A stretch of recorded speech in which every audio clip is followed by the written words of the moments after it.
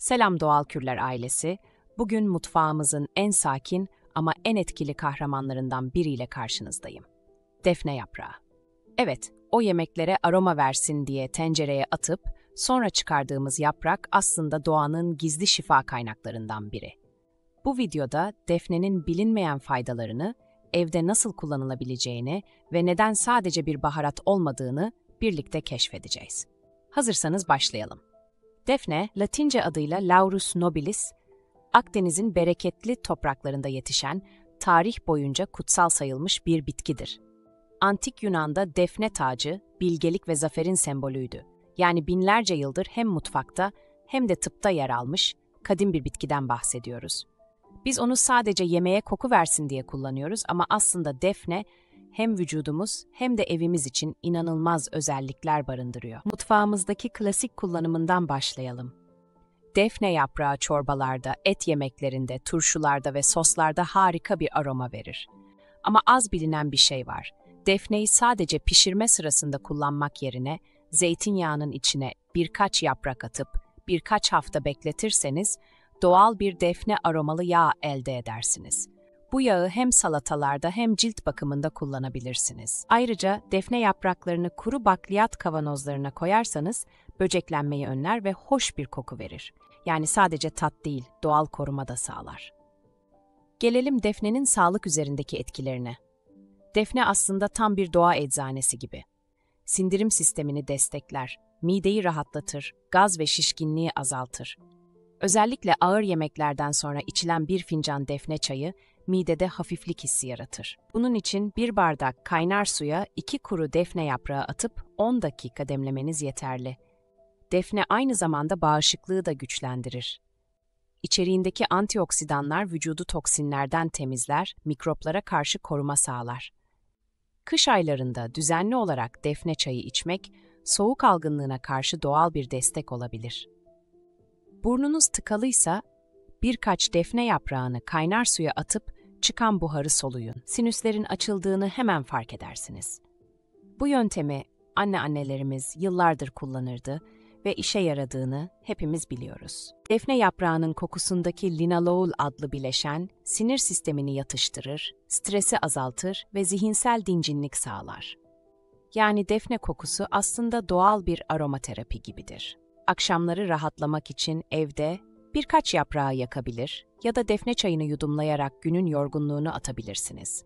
Bu sadece bedene değil, ruha da iyi gelir. Bazı araştırmalar defne özütünün kan şekeri ve kolesterol üzerinde dengeleyici etkiler gösterebileceğini belirtiyor.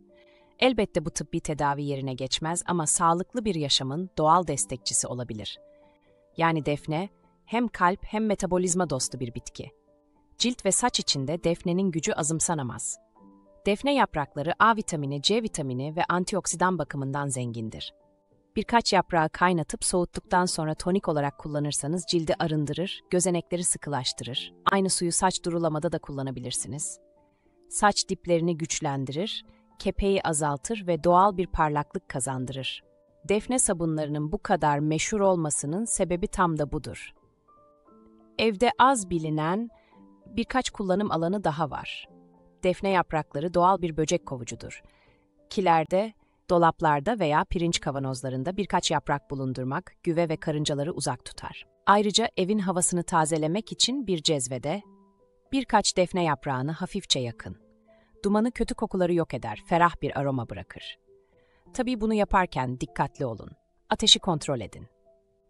Bazı kültürlerde defne yakmak sadece koku için değil, enerjiyi dengelemek için de kullanılır. Kimi buna inanır, kimi inanmaz ama hepimizin kabul ettiği bir şey var. Defne kokusu insanı rahatlatıyor. Gelelim pratik kısma. Defne çayını nasıl yapıyoruz?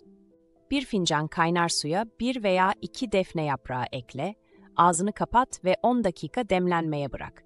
Dilersen içine limon veya bal da ekleyebilirsin. Aroması yumuşak, hafif tatlımsı ve çok huzur verici olur.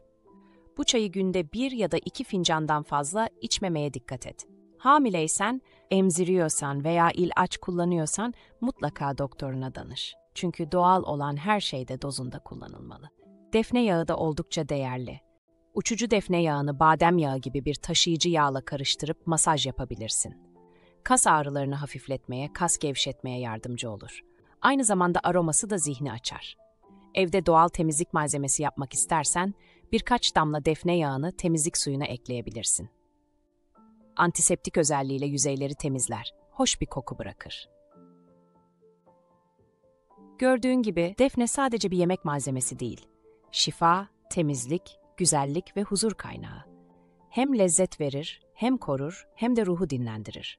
Binlerce yıldır insanlık defneyi boşuna kutsal saymamış. Ama önemli bir not, defne yaprağını yemeklerde bütün halde kullandığında mutlaka pişirme sonunda çıkar.